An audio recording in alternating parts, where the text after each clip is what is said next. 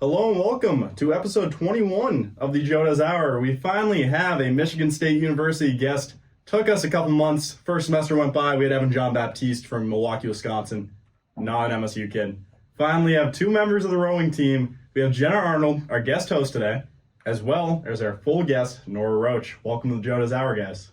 Thanks for having us. Yeah, thanks for having us. If you have noticed, we are not in the regular Shoutouts Hour studio. Thank you to Impact Radio, 88.9 FM radio at Michigan State University. This is their sports studio. Gonna hop right in this interview. Nora, I wanted to ask you first off, when did you start off with rowing? So I started my freshman year of high school when I was like 14. Was there a real reason you wanted to get into it, or was it kind of just you wanted a sport? I had played soccer my whole life, and one of my friends was like, hey, try something new. And I showed up to tryouts, and I was like, this is great. Yeah, no, that definitely makes sense, because when you try a new sport, you end up finding out you like it sometimes. So you showed up to practice, found out you liked it. How'd that kind of progress into where you're a D1 athlete now? I got to give a lot of credit to my high school coach. He kind of pushed us. We were always like top of our like high school. We're always going to nationals, always doing all these things. And I was like, I love this so much. I will regret it forever if I don't do it in college. As you mentioned, you guys have gone to plenty of championships. You're wearing one of those sweatshirts right now, national championship right there. You want to go and explain a little bit of that to the crowd? Sure. So basically how it works, how you got to nationals in high school was you go to regionals, which is Midwest. You race kids from all 11 states in the Midwest. And if you place top 3, you get to race at the national championship. Okay, and that's Scholastic is what the company runs. Scholastic, right? Yes. Is that the same Scholastic as like Scholastic Book Award and stuff like that? Because that's all I was thinking of when I was looking at that name. It's not. It just means you're racing kids who all go to the same school.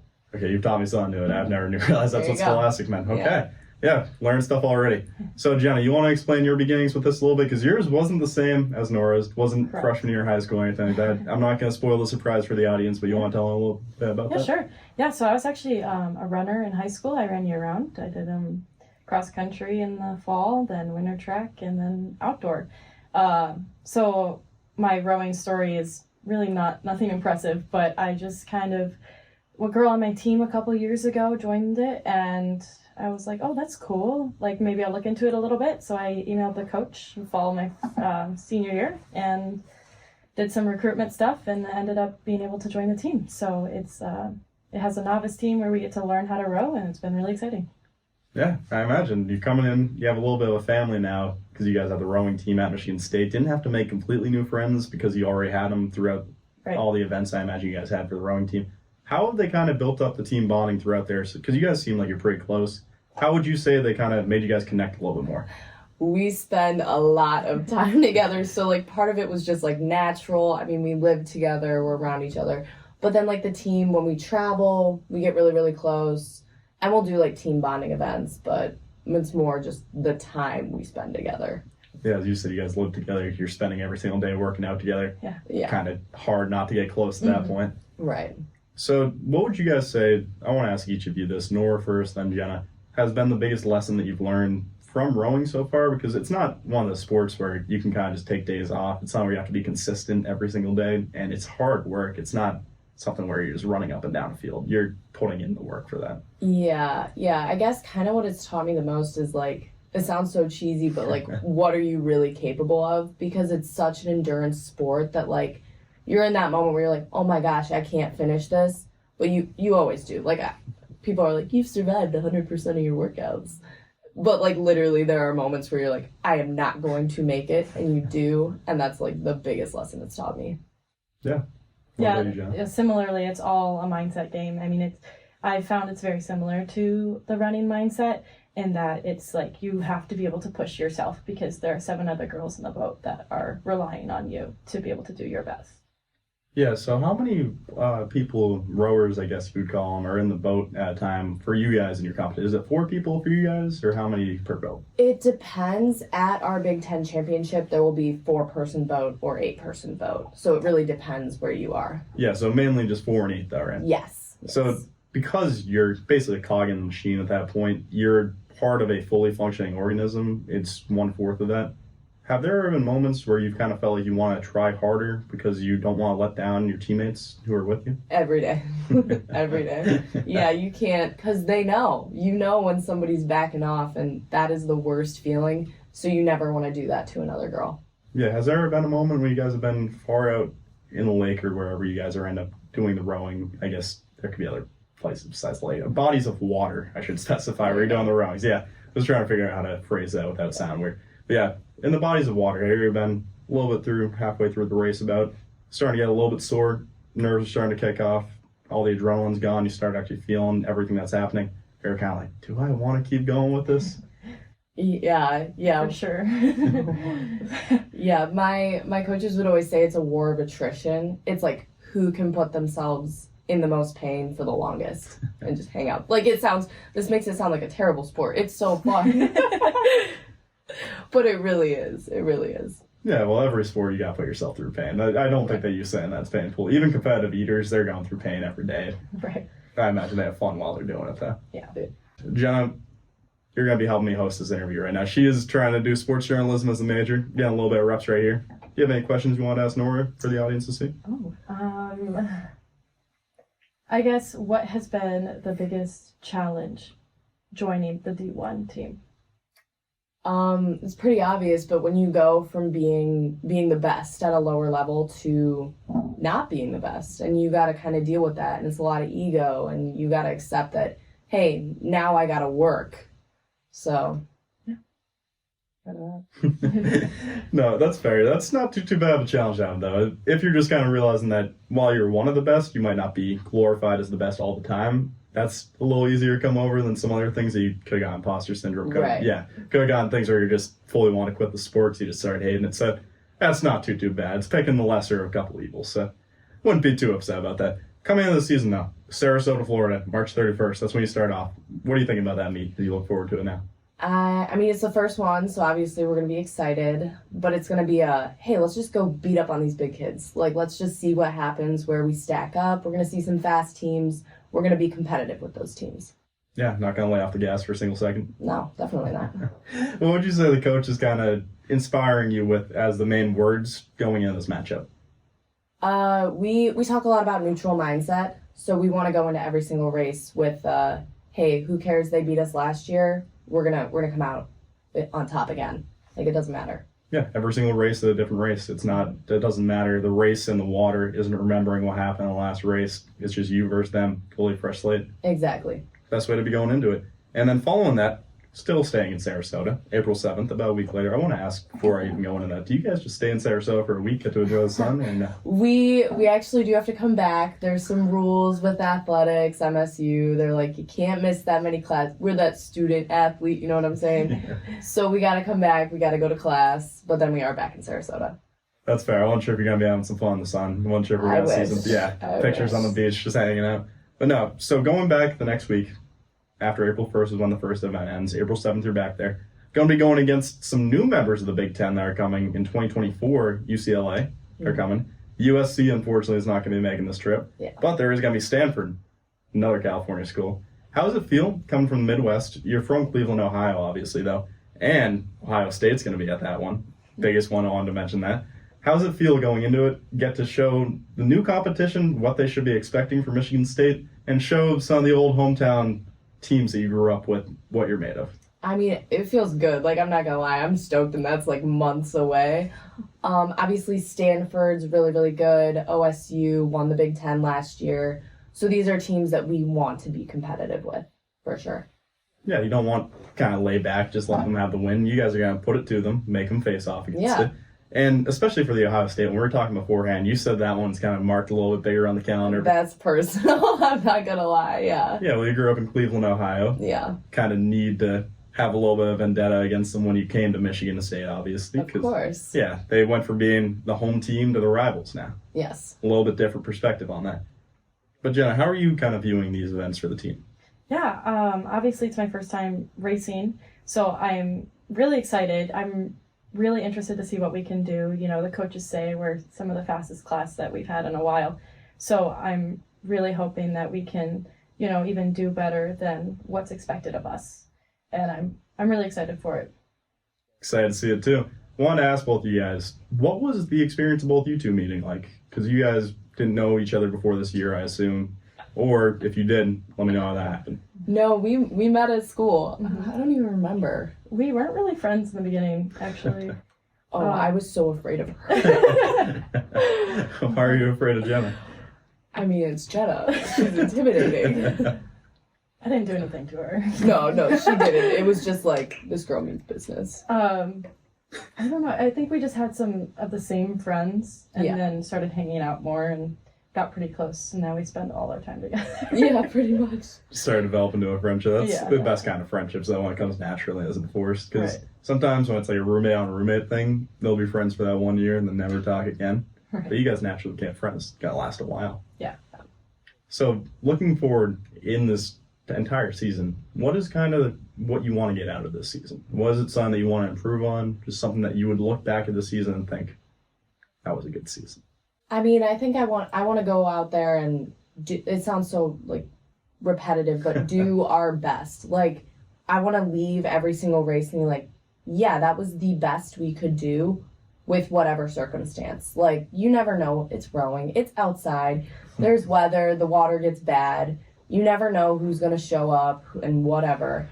So I just want to leave like the season satisfied knowing like we did our very, very best. Lay it all out there. You can't really be regretful of anything if you do that.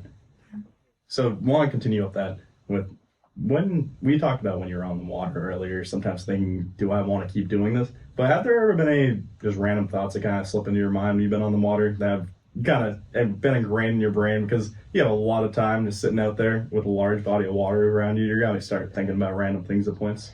Oh my god. Yeah. I get like thoughts a lot of like things. We have a coxswain. I don't know if whoever's familiar with rowing knows. They're the short, loud person. And so the things the coxswains say come in because they're talking the whole race. Like they are the star of the show. They're walking you through everything. So whatever they're saying is really in my head. Or things my coaches have said. And then there's the random like, what am I going to eat after this? Yeah, it's probably pretty tough to keep a clear mind when it's like Yeah. that. So for the coxswain, though, can you explain that a little bit more? Yeah, so they are like the coach in the boat, basically. They can see everything. Like rowing is one of those unique sports. The only other sport like this is swimming with backstroke, where you do not see the finish line when you cross it. So you have no idea where you are. You have no idea where anybody else is. So this coxswain kind of sits there and they're telling you, hey, we're 3 seats back on Ohio State. And then you know you're close to Ohio State. Or we have open water on Notre Dame, whatever. And they'll tell you like where other boats are. They'll motivate you. They steer the boat, actually. So they're kind of running everything. Yeah, they're the man behind the curtain at that point. Right. I didn't know that's how you measured stuff in rowing, to be honest, until you said that. the 3 seats, yeah. That makes way more sense, because it's not like a football field where you're going to say, oh, they're 10 yards back. No one's going to pull out a tape measure when you're in the middle of the water. That's not how it works. Yeah. So you guys measure it, though, as open water is when you're past the boat, and your boat's not even like intersected by the boat? No overlap, yes. No overlap. And then the chair, or the seats, is when you guys are side by side, and it's like, we're 2 seats ahead? Yes. That's awesome. I never knew that. Okay. If I ever watch rowing anytime soon, I am going to be actually keeping up with how the score works. That's pretty cool. Yeah. So, is it for rowing? It's kind of like track and that type of stuff, where it's just first, second, third. It's not like you have a certain amount of points and anything like that. It gets a little, this is where Big Ten kind of gets different, where each race is worth like a set number of points. Like you have the varsity 8, the second varsity 8, the 4s, and then the novice boats. And each like place is worth a certain number of points. So like if you win the varsity 8 category, I forget however many points it is, but like how you win a Big Ten championship is you win the most points by placing well in those categories. That makes more sense. I was assuming there was some type of point system, but I couldn't really guess how it happened. Like if you're like 2 seats ahead at a certain point, you get 10 points or something like that. I didn't understand that. So No, it's how you finish. How you finish that, how all the races kind of collide together. Right. So out of all the races this like coming up this season, is there one that is kind of like, that one's going to be awesome, I'm excited for that one? Or is there kind of they all blend together? Because it's obviously same competition for a couple of them, but different places. I mean, it's early. I'm probably most excited for that Big Ten invite in April right now. Probably it'll switch to Big Tens because Big Tens. Yeah. But I want to see how that shakes out. Yeah, I think that one that you're going to be looking forward to, too, is April 22nd, 2023, Ohio State invite, Columbus, Ohio. Yeah. Get to go, have a little bit of homecoming. Maybe the family will show up. We'll get crazy. Yeah. Yeah, might be able to get more fans for yourself in the entirety of the Ohio State side. Oh, probably not. Needed to hype it up a little bit. Needed to make it seem like it was a little bit higher stakes in the end. So, Jenna, what about you? Looking forward to the season, what is kind of your end goal? Yeah, I'm personally really excited for our home meet. We have the first one in this year. But I think, I'm really excited to race as a novice and then be able to hopefully race as a varsity next year. And it's really cool. I think Big Ten is one of the only conference to do novice races. So it's like really exciting to be able to have that position available to me. And, just kind of, I don't know what I'm capable of at this point in the sport. So it's excited to see what I can do. Yeah, I want to get this clarified. Nora, are you novice or are you varsity? So I'm what's called an experienced freshman. So I'm novice eligible, but I can row with varsity. So it depends on where I'm put. I can row either. Yeah, I was going to say kind of like a red shirt, but no, that's not right. Red shirt, you miss a full season, but you're kind of intermediary step where you can get called up. Yes. That makes sense. Okay, then Jenna, you're a novice, obviously, as you said, because you didn't do rowing before this Correct, year. yeah. The fact you're even on a Division I team is pretty awesome to see. Don't be upset about that. For sure, yeah. Yeah, but that's one thing the audience needs to make sure they know. When people says novice in Division I sports, that's better than 99% of the people still. It's not something where novice in Division I sports is better than 10%, 90% of people can do that. That's not how it works. Exactly. Yeah, so through rowing, I imagine at points there's a little bit slow progression where you kind of plateau, where things feel like they're not really changing too much. Would that be correct to assume or no? Yes, definitely. Yeah. So how do you get through those type of moments where you don't know if you're going to get better in the future, you just believe that you are? You got to trust your training. There are those moments where you're like, man, I cannot PR, man, I'm not getting any better, I'm not moving up. And as a team, are we progressing? But you have to trust the training because it is such a it's a year-round sport. We started training for our Big Ten championship in September. That everything builds off each other. So you just hope that it works. At a certain point, you just believe that it works. Yeah, so what would that be, about 6 or 7 months of training for this? Yeah. Wow. For a 6-minute race. Yeah, mostly almost every day a week, would you say? About 5 days? Around that? 6. 6 days a week. Wow, okay. 6 days a week for the last 6 or 7 months. I think you guys are ready for this. I'm excited to see that. Yeah. Hope so. Yeah. Does having that much experience to draw back on, there's a lot of people who say that being prepared makes you a lot less nervous. Does that kind of make you a lot less nervous for the boat? For the race, I should say? I think it definitely does. I go into these races, and I always tell myself, think about how many hours, how many strokes you've put into this. It's just going to play out the way. At this point, whatever happens, happens. Can't control it too much. Just got to put up your best effort. Excited to see what that ends up leading to. Yeah. Do either of you guys have any kind of shocking or unique stories that came from rowing? Obviously, Nora, you've done it for many years. I imagine they build up after a while. Spent a lot of time with your teammates, spent a lot of time in the water. Something crazy has to happen at some point. Yeah. The story I always think of when people ask, what happens? So there's a kind of rowing boat, a single, where you're out there alone. And my first day in a single, it was during COVID because we couldn't row with anybody else, and I had never been in a single. And my coach was like, hey, let's just give it a go. And I flipped the boat. I got back in. I took 3 strokes, and I flipped again. My coach called me swim team. Yeah, it's a nickname that's going to stick for so that's my story. Yeah, that's a pretty good story. It's a good way to get introduced to the sport for sure, because once you get the flip out of the way, you're not really scared of it anymore. For real, I was after that, what else could happen? Yeah, have you ever heard the story about Shaq with the basketball? How he stopped getting scared of being hit by the basketball? Oh, no, what? So if you ever watched the Shaq documentary or the Shaq series that was on, I believe, HBO Max, what happened was he had a stepdad, and he was training him hard, obviously, but when Shaq would get past the ball, he would put his hands up so he wouldn't get hit in the face. So he'd told him, put your hands at your side, and then just chucked it full speed at Shaq's face. Because he knew, once he got over with, he knew that's what he was scared of the whole time, and it's not that bad. The worst you're going to get is a kind of burn on your face, but it goes away and stops stinging after a couple minutes. kind of happened inadvertently to you with the boat flipping, because if that didn't happen, could you imagine how many races you would have been thinking, wow, I really hope I don't flip over? Yeah, for sure. Now you avoid that. Jenna, do you have any funny story, unique stories from any of this? No, I haven't really been in the sport long enough to have too many stories. I mean, right now we're in our indoor season, so just not too many water stories right now. But Indoor obviously doesn't mean you guys are rowing at pool or anything, right? no. Okay, yeah, that would have been like a 5-second thing. I was going to be real shocked if you guys were doing No. We're on the, they're called ergs. It's like a indoor rowing machine, essentially. But hopefully we just got a new facility. We're trying to get a tank with where we'll be able to do. It's kind of like an infinity pool. Yeah. So. Me and Nora, before this, we're talking about the social network. I actually know the equipment you're talking about because of the social network. There's a scene with the Winklevoss twins using that equipment. There you go. Yeah, so Nora, I wanted to ask you, when you watched that movie, were you a little bit smiling, a little bit extra, because you're like, oh, okay, wow, that's my sport represented right here on the big screen? I was. Of course, I was like, they're not back in their blades then. It's not right. Like, I can do better, whatever. Not critiquing the form a little bit, yeah, you know of course. It personally. Yeah. No, you gotta check out that Wednesday Addams clip one time with that. I should. Want to know if they actually had good form, good proper technique, or if they're just lying to us in Hollywood right now.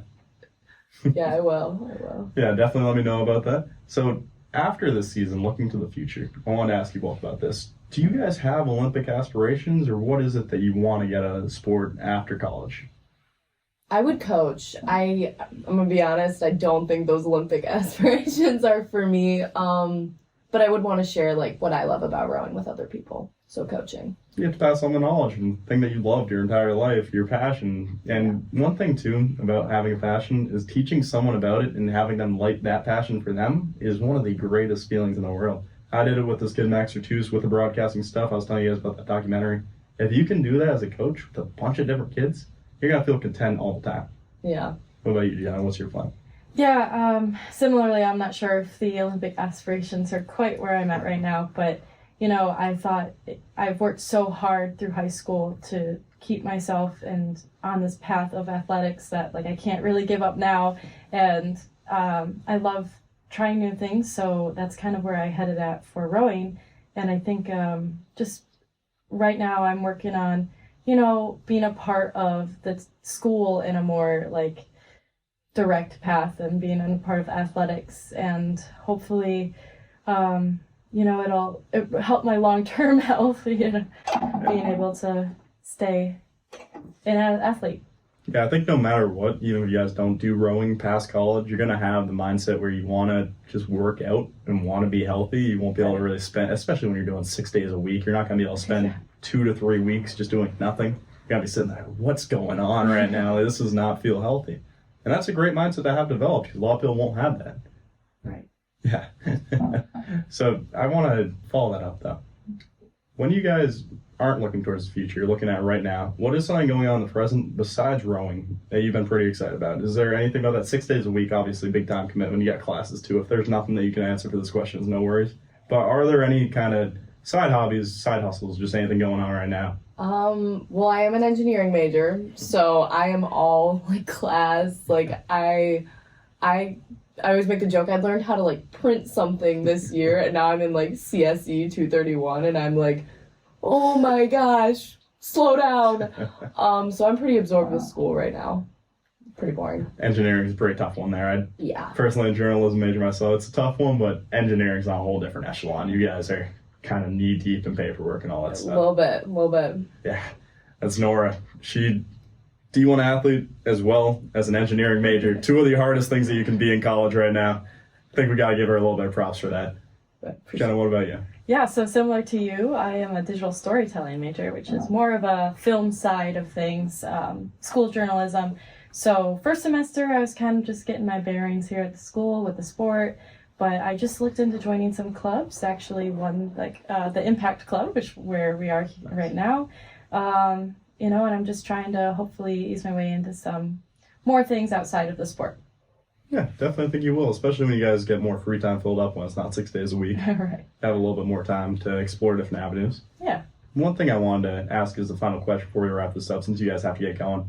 I wanted to know, when you were coming into Division I athletics in college, you obviously had some expectations. What was the expectations you came in with, and what was proven wrong compared to those expectations, but what was also proven right? I expected it to be a lot, not harder, but more like mentally, like it's physically exhausting. I expected it to be more mentally exhausting than physically, but so far, and I don't want to jinx myself, I've been doing a pretty good job of showing up, do the work, and then separate practice from life. Because that's what you gotta do. Yeah, a really impressive job with that, Nora. A lot of people can never do that. And a lot of people have a struggle where they think that the athletics is their entire personality. Like Michael Phelps, he's one person who's talked about how he struggled every day to be swimming. Everyone knew him for swimming, but then he got to a point where no one knew him. They just knew the awards, all the accolades he got from swimming. You need to have that separation that you just said. Definitely, yeah. What about you, Jenna? What kind of preconceived notations or preconceived notions did you come in with? Yeah, honestly, the exact opposite. I thought that I was going to struggle most with the physical aspect of rowing, but I've definitely been struggling more with the mental aspect of it, especially with this indoor season. It gets difficult not being able to see the light of day, but I have found, like I said before, it's very similar to the running aspect, and I always knew I lacked with the mindset. So I know it's one of my weaknesses, so I'm learning to be able to push through it. What I think too, you guys are both prior athletes. That kind of helped you a little bit know what to expect here. For you, running, the physicality transferred over. Unfortunately, as you said, the mental stuff you need to work on a little bit more. You've been doing rowing for years, so you're already used to the mental capacity that you need for it, and the physical capacity as well. It's going to get you drained, obviously, as you said, but it's not something that is just crippling you at this point. Right, yeah. So before we finish this off, are there any shout-outs that you'd like to give to anybody who's supported you till you got to this point and just kind of been in your corner the entire time? I gotta shout out my parents. Nice. I gotta shout them out because when I was like a junior and I was like, hey, I think I want to row in college, they were like, you need to get a degree. And I was like, well, of course you're gonna say that, but I just want to row. And they really supported me, and I had to kind of fight them. I had to be like, no, this is what I want to do. It's going to help me with school. And they kind of folded, and now they're all about it. So I got to shout them out. Yeah, I bet they're bragging about you, all their friends. Like, my daughter rows in college right now? I guarantee that. I don't know. It's rowing. They like to pretend that they don't do it. I guarantee behind closed doors they're doing it. And even if they don't say that you're doing rowing, they're walking in the room. Is your daughter a Division I athlete? Mine is. It's that type of stuff, yeah. Love that. Yeah. So, Jenna, what about you? Yeah, similarly, my sister, actually, she's on the dance team here, so she inspired me to try to continue athletics in college and, really push for it. And as well as my high school coaches, they really were excited for me and really pushed me. Yeah, I can't imagine. All the people you guys just listed, they have to be looking at you now, so proud of where you come from, or where you came to from where you came from. You guys have made it to the top level. I'm excited to see what happens. I imagine the audience is excited to see what happens. You can check them out March 31st in Sarasota, Florida. Going to be the first meet in the Sunshine State. The Sunshine State invite. Going to be a fun time. This has been episode 21 of the JoDoes Hour, filmed on my birthday. It's been a great time with both Jenna and Nora. If you guys would like to check out their socials, I'll have them linked in the description. Thank you for watching.